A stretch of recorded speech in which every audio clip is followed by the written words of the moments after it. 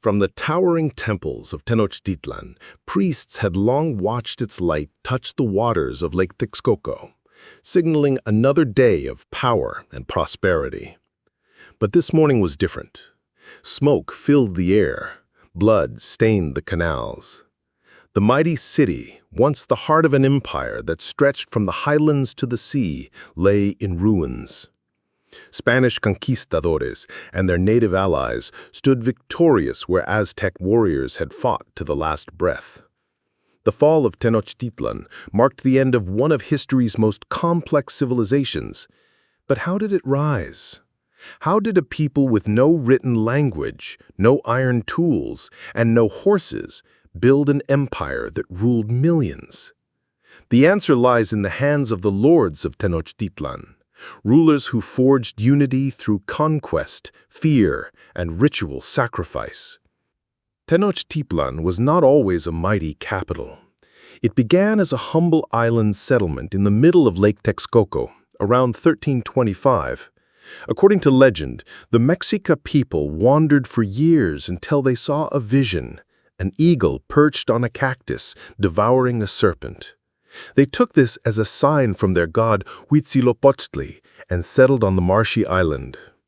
At first, they were seen as outsiders, pushed to the edges of the land by more powerful city-states like Azcapotzalco and Culhuacan. Life was hard. The lake was unpredictable, and food was scarce. Yet the Mexica adapted.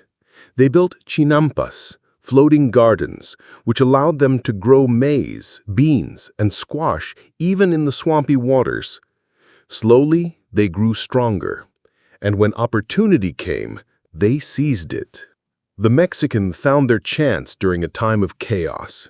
In the early 1400s, the city of Azcapotzalco dominated the region. Its leader, Tesosomoc, controlled trade routes and demanded tribute from smaller states. But after his death, his sons fought bitterly for control. This civil war weakened Azcapotzalco and gave the Mexica a rare opening. Under their ruler Itzcoatl, they formed a powerful alliance with two other cities, Texcoco and Tlacopan, creating what would become known as the Triple Alliance. With this new partnership, they launched a campaign against Azcapotzalco and defeated it in 1428. This victory changed everything. No longer just survivors, the Mexica were now rulers. Their empire had begun. After the fall of Azcapotzalco, three leaders shaped the destiny of the growing empire: Itzcoatl, Moctezuma I, and Netzahualcoyotl of Texcoco. Itzcoatl, the Mexica ruler, oversaw military expansion and restructured governance to centralize power. He also ordered the burning of old records, erasing past humiliations and crafting a new origin story for the Mexica, one that linked them to the ancient Toltecs, lending them legitimacy. His nephew and successor, Moctezuma I, expanded the empire further, conquering distant lands and building the great temple of Tenochtitlan. Meanwhile, Netzahualcoyotl, the poet-king of Texcoco, brought culture, law, and engineering to the alliance. Together, these rulers laid the foundation of imperial rule, blending warfare, diplomacy, and ideology into a system that would dominate Mesoamerica for nearly a century. To govern such a vast and diverse empire, the Aztec rulers created a highly organized system of administration. At the top sat the Huitlatoani, the great speaker, who held supreme authority. Below him, each conquered province was overseen by appointed governors, often drawn from local nobility to ensure cooperation. Tribute collectors ensured that goods like maize, cotton, cacao, and precious feathers flowed into Tenochtitlan. The empire also maintained a network of spies called the Quimichtin, who moved secretly among the provinces to report any signs of rebellion. Laws were strict and punishments harsh. Theft could mean death. Yet order was maintained, and the empire thrived under this rigid structure. Religion was the glue that held the Aztec Empire together, Every aspect of life revolved around the gods, who demanded constant offerings to keep the world in balance. The most feared of these deities was Huitzilopochtli, the god of war and the sun, who needed human blood to continue his daily battle across the sky. To appease him, thousands of captives were sacrificed atop the Templo Mayor in Tenochtitlan. These rituals were not just religious acts, they were political tools. Conquered peoples were forced to send warriors to fight alongside the Mexica, ensuring that a steady supply of prisoners would flow back to the capital for sacrifice. By controlling religion, the rulers reinforced their divine right to rule, making rebellion unthinkable for many. As the empire grew, so did the burdens placed upon its subjects. Tribute demands increased, and rebellions flared in distant provinces. Some regions resisted fiercely, forcing the Mexica to wage near-constant wars to maintain control. The Purepecha in the west, for example, never fell under Aztec rule, repelling every invasion with superior metal weapons made from copper and bronze. Other regions, like the Mixtecs and Zapotecs, were eventually subdued, but remained restless under Mexica rule. Each campaign required vast resources, soldiers, supplies, and logistics, stretching the empire's strength. While the Lords of Tenochtitlan saw themselves as chosen rulers, many of their subjects saw them as conquerors, not liberators. The cracks in the empire had begun to form. When Moctezuma II took the throne in 1502, the Aztec Empire was at its height. Under his rule, Tenochtitlan became a dazzling center of wealth and power. He expanded the capital's infrastructure, commissioned grand temples, and enforced strict laws to maintain order. Yet his reign was marked by growing unrest. Reports of strange omens spread fear among the people, comets streaking across the sky, fires that burned without cause, and visions of weeping spirits. Then, in 1519, news arrived of foreign ships landing on the eastern coast. Pale-skinned men with beards, clad in metal armor and wielding thunderous weapons. Moctezuma faced a choice: see them as gods, as some believed, or prepare for war. His hesitation would shape the fate of the empire. When Hernán Cortés and his men landed on the shores of the Yucatan Peninsula in February 1519, they were few in number. Just over 600 Spaniards with horses, steel swords, and muskets. Yet they carried something the Aztecs had never seen before: gunpowder and firearms. Local tribes, long oppressed by the Mexica, saw the Spaniards as potential allies. Word of these foreigners reached Moctezuma, who hesitated. Some advisors urged immediate attack, while others warned that they might be divine beings sent by Quetzalcoatl, the feathered serpent god. The emperor chose caution. He sent gifts of gold and jewels to Cortés, hoping to appease him. But instead of turning back, the Spaniards marched toward Tenochtitlan. Moctezuma welcomed Cortés into Tenochtitlan in November 1519. He treated the Spaniards as honored guests, offering them lavish feasts and tours of the great city. But tensions quickly rose. The Spaniards were awed by the riches of the capital, but disturbed by the sight of mass sacrifices. When Cortés learned of a massacre committed by his lieutenant in the coastal town of Cholula, he acted swiftly. He took Moctezuma hostage, using him as a puppet to control the city. The emperor, once revered as a god, was now a prisoner in his own palace. The Mexica nobles seethed with anger. Though Moctezuma still spoke for the empire, his authority had crumbled. The illusion of invincibility had shattered. With Moctezuma imprisoned, the people of Tenochtitlan grew restless. The Spaniards looted temples, melted down sacred statues, and enforced harsh rule. When Cortés left the city to deal with the rival Spanish force arriving from Cuba, he left Pedro de Alvarado in charge. Alvarado panicked when he saw preparations for a festival honoring Huitzilopochtli. Fearing an uprising, he ordered a brutal massacre of unarmed nobles and priests mid-ceremony. The slaughter ignited fury across the city. The Mexica rose in open revolt. They surrounded the Spanish quarters, cutting off supplies and launching relentless attacks. When Cortés returned, he found his men trapped. The empire had turned against them, and the siege of Tenochtitlan had begun. Faced with starvation and mounting casualties, Cortés made a desperate decision. On June 30th, 1520, he ordered a nighttime retreat from Tenochtitlan. The Spaniards loaded what treasure they could carry and tried to flee across the causeways that connected the island city to the mainland. But the Mexica were waiting. Warriors swarmed from canoes, attacking with arrows, spears, and stones. The retreat turned into a massacre. Many Spaniards drowned in the lake, weighed down by stolen gold. Cortés himself barely escaped.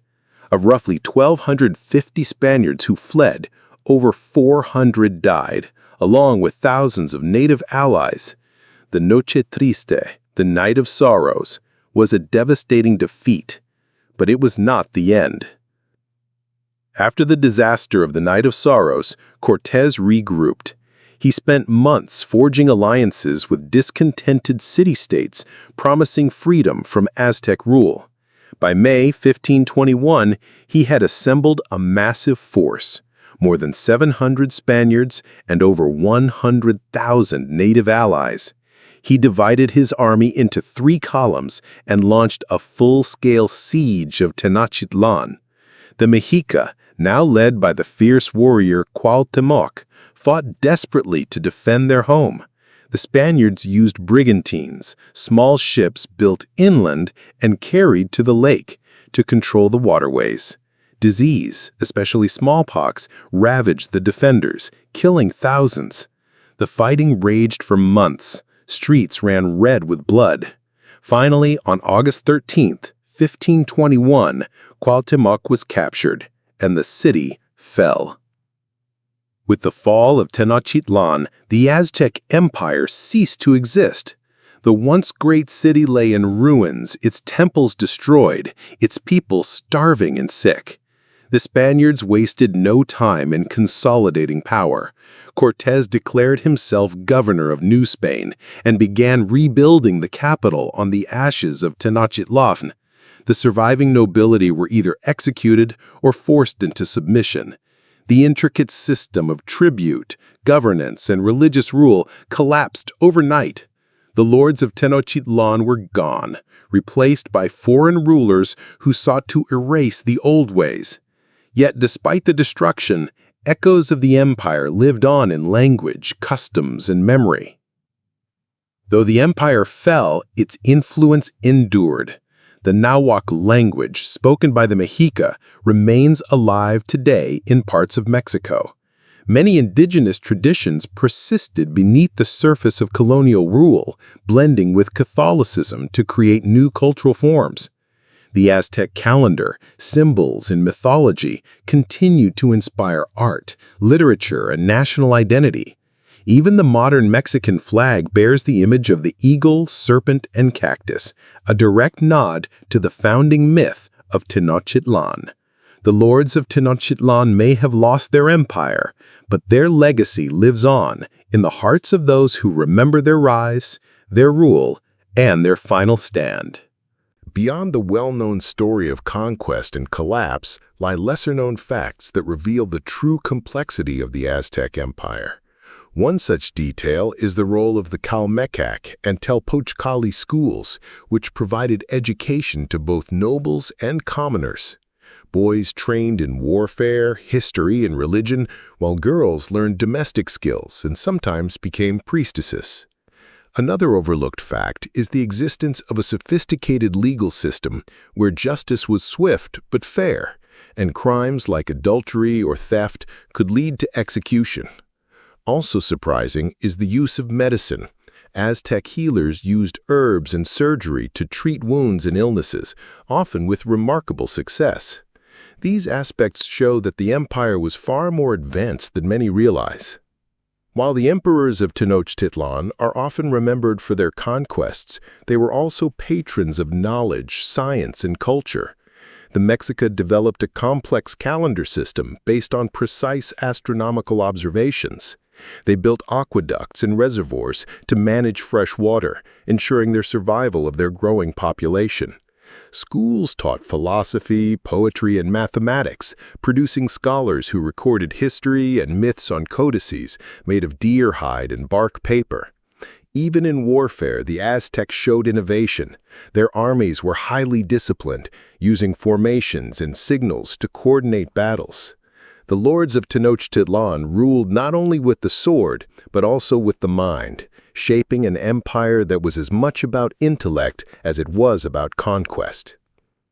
Despite the overwhelming defeat of Tenochtitlan, resistance did not vanish. In the years following the conquest, uprisings flared across former Aztec territories. Some communities refused to accept Spanish rule, retreating into remote mountains or forming secret alliances. Others blended their traditions with Christian practices, preserving their heritage in hidden ways. The descendants of the Mexica continued to speak Nahuatl, pass down stories, and honor their ancestors in quiet defiance. Over time, the empire's institutions faded, but its spirit endured. The Lords of Tenochtitlan may have fallen, but their people never truly disappeared. They adapted, survived, and kept the memory of their golden age alive. As Spanish rule took hold, the face of Mesoamerica changed forever. The once mighty Triple Alliance was replaced by the Viceroyalty of New Spain, governed directly from Madrid. Missionaries arrived in droves, converting the indigenous population to Christianity and dismantling traditional religious structures. The encomienda system granted Spanish settlers control over native labor, forcing them into servitude under the guise of protection. Cities were rebuilt in European style, with cathedrals rising where pyramids once stood. Yet, despite the sweeping changes, remnants of Aztec society remained embedded in the fabric of the New World. Indigenous leaders were co-opted into colonial governance, and native workers continued to cultivate the same lands their ancestors had tilled for centuries. Even as the Spanish worked to erase Aztec culture, legends of the fallen empire lived on. Stories of lost treasures, hidden temples, and secret prophecies fueled myths that persist to this day. Some claimed that the Aztecs had hidden vast hoards of gold, buried beneath lakes or deep within caves. Others whispered of a curse placed upon the conquerors, blaming them for the suffering that followed. These tales, though often exaggerated, reflected deeper truth, the enduring fascination with the Lords of Tenochtitlan. Scholars, adventurers, and storytellers have spent centuries trying to uncover the secrets of the empire, piecing together fragments of history from codices, ruins, and oral traditions. The empire may have fallen, but its mystery continues to capture the imagination of the world. The story of the Aztec Empire offers powerful lessons about leadership, resilience, and the nature of power itself. The Lords of Tenochtitlan rose from humble beginnings, built a vast and complex society, and ruled through a combination of military might, strategic alliances, and religious authority. Their downfall was not simply due to superior weaponry, but to internal divisions, disease, and the exploitation of their enemies' grievances. Their ability to adapt and innovate enabled their rise, while their failure to respond to changing circumstances sealed their fate.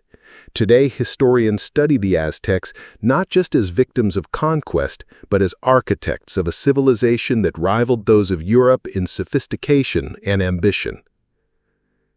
In the aftermath of the siege, Cuauhtémoc, the last emperor of the Mexica, was taken prisoner by Cortés. When asked if he regretted resisting, he reportedly replied, "If I had been the one to win, I would have done the same." His defiance echoed the pride of a people who had ruled an empire for nearly a century. Though he was later executed by the Spanish, his words live on as a testament to the courage of the Mexica. The Lords of Tenochtitlan may have lost their empire, but they did not lose their dignity. Their story is not just of conquest, but of resilience, ambition, and the unbreakable will of a people who dared to rule a continent. Today, the ruins of Tenochtitlan lie beneath the bustling streets of Mexico City. Archaeologists continue to uncover remnants of the once great capital, temples, ball courts, and artifacts that tell the story of a forgotten empire. Museums display the intricate codices and sculptures that survived the Spanish conquest, preserving the legacy of the Mexica for future generations. Scholars work tirelessly to translate ancient texts, shedding new light on the political, religious, and social structures of the Aztec world. As technology advances, new discoveries promise to reshape our understanding of the Lords of Tenochtitlan. Their story is far from finished. It is being rewritten with every excavation, every translated word, and every voice that remembers their rise and fall. Though the Aztecs are often remembered for their military prowess and sacrificial rites, their civilization was far more than a tale of conquest and bloodshed. They were master builders, constructing vast urban centers that rivaled the greatest cities of the Old World. They were skilled farmers, engineers, and astronomers, developing complex irrigation systems and calendars that tracked celestial movements with astonishing precision. Their art, poetry, and music reflected a deep spiritual connection to the cosmos. To reduce the Aztecs to mere warriors is to miss the richness of their culture. The Lords of Tenochtitlan ruled not just with the sword, but with wisdom, creativity, and an unyielding belief in their place in the universe. For the descendants of the Mexica, the past is not a distant memory, it is a living presence. In towns across central Mexico, families still speak Nahuatl, the language of their ancestors. Festivals blend pre-Hispanic traditions with Catholic rituals, preserving dances, songs, and ceremonies passed down for generations. Murals in public spaces depict the struggles of the Aztecs, celebrating their achievements and mourning their losses.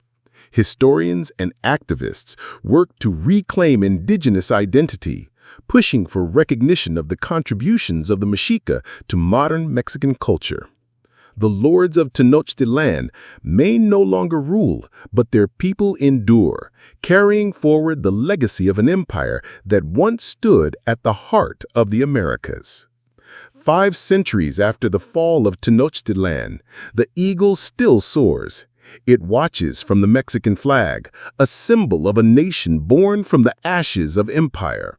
The name Mexico itself comes from Mexica, a reminder that the people of Tenochtitlan never truly vanished. Their language, customs, and spirit live on in the streets, markets, and traditions of modern-day Mexico. The Lords of Tenochtitlan built more than a city. They built a legacy, one that outlived fire and flood, sword and disease. Their story is not just of loss, but of endurance. As long as there are those who remember, the empire will never truly fall.